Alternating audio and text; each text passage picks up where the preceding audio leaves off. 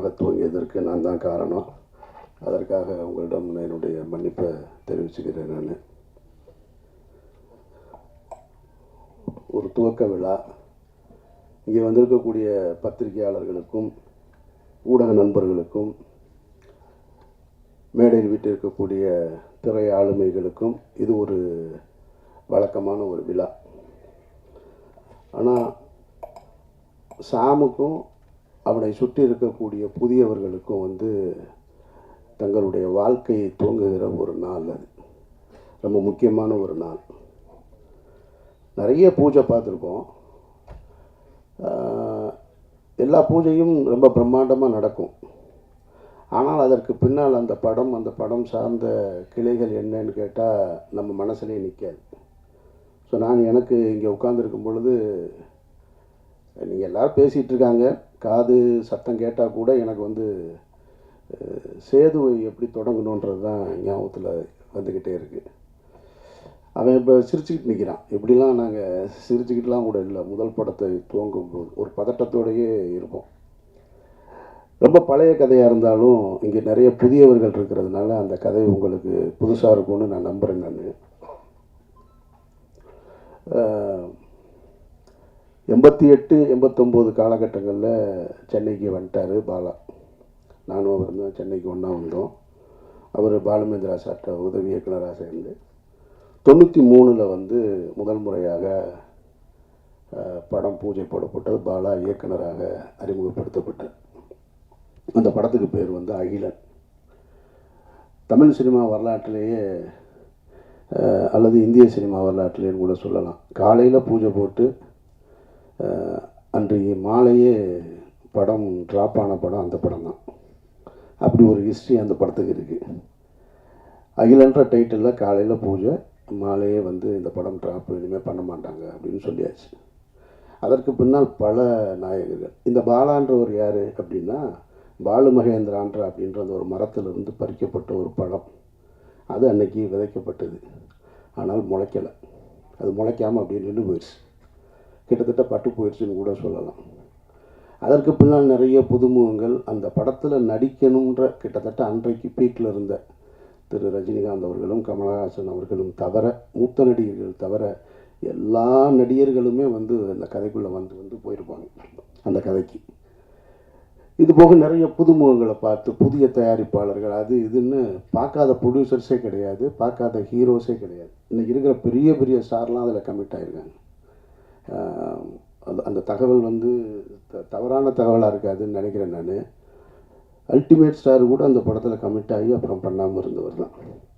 அப்படி ஒரு ப்ராஜெக்ட் அது. நிறைய ஹீரோஸ் இன்னும் சொல்லிக்கிட்டே போகலாம். நிறைய ஹீரோ.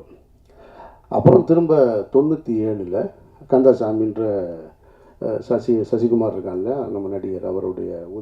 அவருடைய உறவினர் ஒருத்தர் மூலமாக அந்த படம் துவங்கப்பட்டது. கந்தசாமின்ற ஒரு தயாரிப்பாளர் தான் அந்த படத்தை துவங்கினார். அகிலன்ற படத்துக்கு சேதுன்னு பெயர் மாற்றியாச்சு. அன்னைக்கு காலையில் பூஜை, இங்கே தான் பூஜை, பிரசாத் ஸ்டுடியோவில் தான். அதனால தான் அதை நான் நினைவுபடுத்தி இப்போ நான் சொல்கிறேன். நான் காலையில் பூஜை, நாங்கள் பூஜை போட்டோம். படைப்பாளிகள் ஸ்ட்ரைக் ஆரம்பிச்சிட்டாங்க. அப்படியே நின்று போச்சு. விக்ரம்ன்ற ஒரு நாயகனை உள்ளே கொண்டு வர்றோம். அவர் 12 வருடங்களாக போராடிக்கிட்டு இருக்கார் வெற்றிக்காக. அந்த நாயகன் உள்ளே வர்றாங்க. அபிதான்ற ஒரு பொண்ணு ஹீரோயினாக இன்ட்ரடியூஸ் ஆகிறாங்க. இவ்வளவும் இருந்தும் அந்த படம் ட்ராப் ஆயிடுச்சு. படைப்பாளிகள் பிரச்சனை இல்லை. இப்போ எடுப்போமா, இன்றைக்கி எடுப்போமா, நாளைக்கு எடுப்போமான்னு தெரியாமல் அப்படியே காத்திருந்து ஒரு வருடம் 1 வருடங்களுக்கு பிறகு அந்த படம் துவக்கப்பட்டது. குறித்த பட்ஜெட்டில் முடிக்க முடியலை. அதனால் அது அடுத்த கட்டத்தை போய் 2000 தான் அந்த படம் முடிவுக்கு வந்தது. சரி, முடிவுக்கு வந்ததுக்கு பின்னாடி அந்த படம் விலைக்கு விற்பனைக்கு இருந்ததான்னு கேட்டால் அந்த படம் விற்பனைக்கு இல்லை, யாரும் வாங்கலை எல்லாமே. ஆனால் இந்த படத்தை டப்பிங்லேயோ எஃப்எக்ஸ்லேயோ பார்த்தவங்க எல்லாம் இந்த 97 தொடங்கி 93 தொடங்கி 2000 வரைக்கும் பல இயக்குனர்கள், பல தயாரிப்பாளர்கள் எங்களை கிராஸ் பண்ணி போயிட்டே இருக்காங்க. ஆனால் நாங்கள் மட்டும் நம்பிக்கையோடு ஒரு அறையில் காத்துக்கிட்டே இருக்கோம். எங்கள் படம் ஒரு நாளும் ரிலீஸ் ஆகும், என்றைக்காவது ஒரு நாள் எங்கள் படம் வந்துடும்ன்ற நம்பிக்கையோடய உட்காந்துட்டு இருந்தோம். சரி, 2000 படம் முடிஞ்சதுக்கப்புறம் பார்த்தா அப்பவும் இல்லை. எங்களோடு சேர்ந்து பல ஹீரோக்களுடைய படங்கள் நாங்கள் டப்பிங் நடக்கும்போது பக்கத்தில் நடக்கும். இந்த சமீரா டப்பிங்கில் தான் நடக்கும். அங்கே இப்போ பெரிய ஹீரோஸ்லாம் வருவாங்க, நாங்கள் அப்படி நின்று பார்த்துட்டே இருப்போம். அப்பவும் அது வியாபாரத்துக்குள்ளே வரலை. அதில் ஒரு நல்ல விஷயம் என்னென்னா, படம் நல்லா இருந்ததுன்றது மட்டும்தான் ஒரு இயக்குனர் தன்னுடைய கனவுகளை ஒட்டுமொத்த கனவையும் தூக்கி ஒரு படத்தில் உழைப்பாக போட்டு படமாக்கி வச்சுருந்தார்.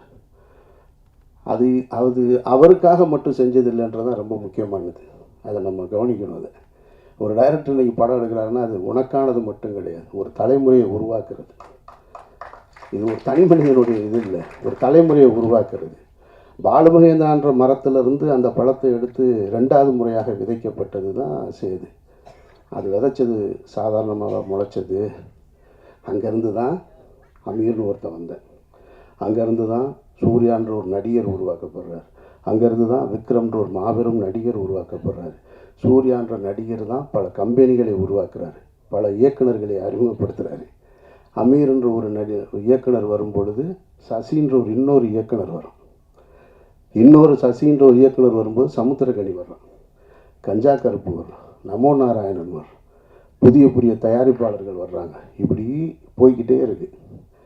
அப்போது அந்த காலகட்டத்தில் 2000 படத்தை எடுத்து முடிக்கும் பொழுது எங்களுக்கு இருந்த நம்பிக்கை படம் நல்லா இருக்குது, அவ்வளோதான். வேறு எதுவுமே தெரியாது. படம் விற்பனை ஆகலை. அந்த டைமில் இதே பிரசாத் லேபில் நான் அந்த படம் ரிலீஸுக்காக நானும் தயாரிப்பாளர் திரு கஃபார் அவர்களும், அவர் எனக்கு அண்ணன் கஃபார் அண்ணனும் சித்ரா லட்சுமணன் சாரும் அந்த ரிலீஸுக்கான வேலைகளில், ஏன்னா ரொம்ப சிரமம், ரொம்ப கடனில் இருக்குது, இந்த படம் எப்படி ரிலீஸ் ஆகும்னு தெரியாத ஒரு சூழல். அப்போ நின்றுட்டுருக்கும்போது பக்கத்தில் கமல் சார் ஹேராம் படம் ஒர்க்கு போயிட்டுருக்கு அவருக்கு. நான் சின்ன வயசுலேருந்து கமலஹாசன் அவருடைய மாபெரும் ரசிகர். நான் அவரையெல்லாம் பார்த்துட மாட்டோமா, அவர் கூட நின்ற மாட்டோமா, அவருடைய விரல் நுனியை தொட்டுற மாட்டோமா அப்படின்னு ஏங்கிக்கிட்டு இருந்த ஒரு நபர். அவர் அப்படி நிற்கிறாரு, இவ்வளோ பெரிய தாடி வச்சுட்டு. சித்ரா சாரை பார்த்த உடனே கமல் சார் கூப்பிட்டு பேசினார். என்ன சித்ரா அங்கே இருக்கீங்கன்னாரு. இல்லை இது மாதிரி சேதுன்னு ஒரு படம் அப்படின்னோடனே கமல் சார் சொன்ன வார்த்தை, ஆமாம் கேள்விப்பட்டேன் அப்படின்னாரு. அதுதான் எங்களுடைய முதல் வெற்றி. படம் ரிலீஸ் ஆகலை. ஒரு புதிய படைப்பு யாருக்கு போய் சேர்ந்துருக்கு, ஒரு உலக நாயகன்கிட்ட போய் சேர்ந்துருக்கு. ஆமாம் கேள்விப்பட்டேன், நல்லா இருக்குன்னு சொல்கிறாங்க அப்படின்னாரு. நான் பக்கத்தில் இருந்து இப்படி பார்த்துக்கிட்டே இருக்கேன். கமல் சார் வாயவே பார்க்குறேன். அவர் என்ன சொல்கிறார், இது யார் அப்படின்னாரு. லவாஸ்டன். ஓ அப்படின்ட்டு அவர் ஹேராம் பற்றி பேச ஆரம்பிச்சிட்டார். திரும்ப எல்லாம் ஹேராம்லாம் பேசிவிட்டு திரும்ப ஆயிருமா, ரிலீஸ் ஆயிருமா அப்படின்னாரு. இல்லை அதுக்கு தான் வந்திருக்கோம் அப்படின்ற. ஓகே வாழ்த்துக்கு அப்படின்ட்டு போயிட்டேன். ஸோ அந்த படம் அப்புறம் இதே பிரசாத் ஸ்டுடியோவில் தான், லேபில் தான், இதே லேபில் தான் விடிய விடிய நான் பாலா எல்லாம் நின்றுட்டு இருந்தோம். அன்றைய இரவு அந்த பாலாவுடைய நடவடிக்கைகள்லாம் நீங்கள் பார்த்தீங்கன்னு வச்சுக்கோங்க, எங்களெல்லாம் கவனிக்கப்படாத ஒரு ஆள். நான், பாலா, சசி. இன்றைக்கு வாசலில் வந்து இறங்கும்போது அங்கேயே கேமரா வந்துடுது. அங்கேருந்து அப்படியே ரிவர்ஸ்லேயே வர்றாங்க ரிப்போர்ட்டர்ஸ்லாம். பாவமாக இருக்குது, எங்கேயாவது தடிக்கி விழுந்துருவாங்களோன்னு. இந்த லேபுக்குள்ளே விடிய விடிய 3 பேர் சுற்றிக்கிட்டே இருக்கோம். அதில் நான் கைலியோட சுற்றிக்கிட்டே இருக்கேன். ஒரு 6 பிரிண்ட்டு தான், வெறும் 6 பிரிண்ட்டை எடுத்துகிட்டு இங்கேருந்து ஒரு கனவுகளை சுமந்து கொண்டு மதுரை, திருச்சி இப்படி நான் கொடுத்துட்டு திண்டுக்கல்னு கொடுத்துட்டு போனேன். நான் அப்படி ரிலீஸ் ஆன படம் தான். படம் நல்லா இருந்ததுனால தான் இவ்வளவு பெரிய அந்த விதை பெரிய ஆலமரமாகி பல கிளைகளை உருவாக்கியிருக்கு. அதனால் நீங்கள் புதிய வாய்ப்பை வந்து ஒருத்தர் கொடுத்தார். இப்போ எனக்கு வாய்ப்பு கொடுத்தவர் வந்து கணேசன் இப்போ சொன்னார் இல்லையா, அவர் தான் என்னையை தேர்ந்தெடுத்தார். இங்கே மனிதர்கள் எல்லோருமே வெற்றி அடைந்தவர் எல்லோருமே சொல்லுவாங்க, நான் தன்னால் வளர்ந்தவன் அப்படின்னு சொல்லுவாங்க. உலகத்தில் ஒருத்தன் அப்படி இல்லவே இல்லை. தன்னால் ஒருத்தன் வளரவே முடியாது. ஒரு கை பிடிச்சி தூக்கலைன்னு சொன்னால் ஒருத்தர் வளரவே முடியாது. அப்படி வளர்ந்ததா யாராவது சொன்னா அப்படின்னு சொன்னால் அது ஒரு பொய். அது வேணால் சினிமாவில் ஒரு கைதட்டுறதுக்கு வசனமாக இருக்கலாமே தவிர வாழ்க்கையில் அப்படி கிடையாது. நம்ம பிறப்பே தாய் தந்தையோட உதவியால் தான் இருக்கும்போது அப்புறம் நம்ம வெற்றி அடைவது மட்டும் தன்னால் எப்படி நடக்கும்? அப்படி நடக்க உங்களை பற்றி பேசுவதற்கு இன்னொருத்தர் வேணும். நீங்கள் போய் ஒன்று கேட்டிங்கன்னா செய்கிறதுக்கு இன்னொரு கை இல்லாமல் உங்களுக்கு வாழ்க்கையே கிடையாது. அப்படி ஒரு கை தான் இப்போ அவர் மகேஷ் அவர்கள் வந்திருக்கிறாங்க. அப்படி தான் எனக்கு ஒரு கணேஷ் வந்தார். இவனுக்கு யூகேலேருந்து வந்திருக்காரு, எனக்கு யூஎஸ்லேருந்து வந்தார். இன்றைக்கி வெற்றி அடைஞ்சதுக்கப்புறம் சொந்தக்காரங்க வருவாங்க, நண்பர்கள் வருவாங்க, பெரிய பெரிய பணக்காரர்கள்லாம் வருவாங்க. ஆனால் தொடக்க காலகட்டத்தில் துவக்கத்தில் இவன் டைரக்டர் ஆவான், நான் அமீரா மட்டும்தான் இருந்தேன். என்னை இயக்குனர்ன்ற முதல் அந்த வார்த்தையை பயன்படுத்தினது என்னுடைய கணேசா தான். அவர் இல்லைன்னு சொன்னால், அவர் முதலீடு செய்யலைன்னா நான் இல்லைங்க, நான் அதுக்கப்புறம் சொந்த படம் எடுத்திருக்க முடியாது. ஸோ அப்போ அந்த உதவியை மகேஷ் அவர்கள் செய்திருக்கிறார்கள். சாம் செய்ய வேண்டியது அந்த படத்தை நல்ல படமாக எடுத்துக்கணும். அவள் இன்னைக்கு விதைக்கப்பட்டுருச்சு, இனி நீ இதை முளைச்சி எடுத்துகிட்டு வர வேண்டிய முழு உழைப்பும் உன்னிடத்தில் இருக்குது. இங்கே நிகழ்ச்சி சிறப்பாக நடத்தி கொண்டிருந்த படவா கோபி, ஜீவா போன்றவர்கள்லாம் எனக்கு ரொம்ப பரிச்சயமானவர்கள், ஆனால் பழக்கம் இல்லை. ஆனால் பரிச்சயத்திலே ஒருத்தருக்கு ஒருத்தர் அன்பை பகிர்ந்து கொள்ளக்கூடிய அந்த ஒரு உறவு தான் அண்ணன்னு பார்த்தவொடனே கட்டி பிடிக்கிறது மாதிரியானது. எனக்கு அவர் இந்த நிகழ்ச்சியை ரொம்ப சிறப்பாக நடத்தினார். ஆனால் ஒரு வருத்தம் என்ன, 2 வருத்தம் இருக்குது. ஒன்று இவங்கிட்ட, இன்னொன்று அவர்கிட்ட. இங்கே அறிமுகப்படுத்தும் பொழுது ஒவ்வொருத்தராக எந்திரிச்சு நீங்கள் கை தூக்குங்க, கை தட்டுங்க. இந்த அறிமுகம் தேவையில்லை. நீங்கள் உழைங்க, நீங்கள் கடுமையான உழைப்பை போடுங்க, உங்களோட திறமையை கொண்டு வாங்க. உங்கள் பேர் சொன்னோடனே அவங்க கை தட்டுவாங்க, அவங்க கை தட்டுவாங்க. நம்ம போய் ஒருத்தரை காமிச்சு உங்களுக்கு கைதட்டி, எனக்கு பிடிக்காத செயல் மேடையில் ஒருத்தரை அழைக்கும் போது நீங்கள் கைதட்டுங்கன்னு சொல்கிறது அது தேவையே இல்லை. நீங்கள் உழைங்க, உங்களுடைய திறமை கைதட்டல் வந்துக்கிட்டே இருக்கும், வந்துகிட்டே இருக்கும். ஆட்டோகிராஃப்னு ஒரு திரைப்படத்தை எடுத்துகிட்டு சேரன்ற ஒரு இயக்குனர் லயலா காலேஜில் ஒரு ஃபங்க்ஷன், தண்ணீர் தேசம்னு ஒரு படத்துக்கான துவக்க விழா, பப்ளிக் ஃபண்டில் வந்து அந்த படத்தை எடுக்கிறதுக்காக ஒரு ஓப்பன் கிரவுண்டில் ஒரு ஸ்டேஜ் போட்டிருந்தாங்க. அப்போ ஆட்டோகிராஃப் ரிலீஸ் ஆகிருக்கு. நாங்கள்லாம் உட்காந்துருக்கோம். சேரன்ற இயக்குனர் கார்லேருந்து இறங்கி அப்படி உள்ளே வர்றாரு. கிட்டத்தட்ட ஒரு 2000 பேர் அமர்ந்திருந்த ஒரு அரங்கம், அது ஓப்பன் ஸ்டேடியம். 2000 பேரும் அவர் காரிலிருந்து இறங்கி மேடைக்கு வருவது வரைக்கும் கைதட்டலை துவங்கியவர்கள் நிறுத்தவே இல்லை. சேரனுக்கு கிடைத்த மிகப்பெரிய அங்கீகாரம் அது, ஆட்டோகிராஃப்ன்ற படத்துக்கு கிடைத்த ஒரு அங்கீகாரம். அப்போ நம்மளுடைய உழைப்பும் நம்மளுடைய திறமையும் கைதட்டலை பெற்றுத்தரும்ன்றது தான் மறுக்க முடியாத உண்மை. ரெண்டாவது, எனக்கு இவனை வந்து என்கிட்ட இருந்து சசிகிட்ட சமுத்திரக்கனிகிட்ட போயிட்டான்னு சொல்கிறத விட கனி வந்து எடுத்துக்கிடுவான். அதில் வந்து பெரிய கில்லாடி அவன். அவனுக்கு தெரியும் யார் யாரை தூக்கிட்டு போகணும்னு. சசியை தூக்கிட்டு போனான், இவனை தூக்கிட்டு போனான், இந்த நடராஜன் என்னுடைய காஸ்டியூம் அவனை தூக்கிட்டு போயிட்டான். எல்லாரையும் எடுத்துகிட்டு ஓடிடுவான். ஆனால் அது கடைசி நேரத்திலாம் சொல்லுவான், முன்னாடியே சொன்னால் நம்ம எதுவும் சொல்லிடுவோன்றதுக்காக. அப்படி ஒரு சரியானவனை எடுத்துக்கிட்டான். எனக்கு என்ன ஒரே ஒரு வருத்தம்னா, டைட்டில் மட்டும்தான் வருத்தம். ஒருவேளை இது பெரிய ஹிட் ஆனாலும் ஆகலாம். ஆனாலும் யோலோ அப்படிங்கும்போது ஒரு முதல் படத்தை இயக்குனரை எப்படி அழைக்கணுன்றது இருக்குல்ல, இவனை எப்படி கூப்பிடுறதுன்னு தெரில. யோலோ சாமுன்னு கூப்பிடணும் போல இருக்கு. அதனால் அதுக்குள்ளே இருக்கிற ஆழமான அர்த்தம் இருந்திருந்தாலும் வேறு பேர் பரிசீலனை இருந்திருக்கலாம், சொல்ல முடியாது. ஒருவேளை ஆட்டோகிராஃப் வைக்கும்போதும் இந்த மாதிரி தான் இருந்தது. ஆட்டோகிராஃப் ஏன் வச்சாங்கன்னு சொல்லி. ஆனால் அதுவே பெரிய ஹிட் ஆயிடுச்சு. மற்றபடி இந்த நாள் மற்ற எல்லோருக்கும் ஒரு சம்பிரதாயமான நாளாக இருக்கும்.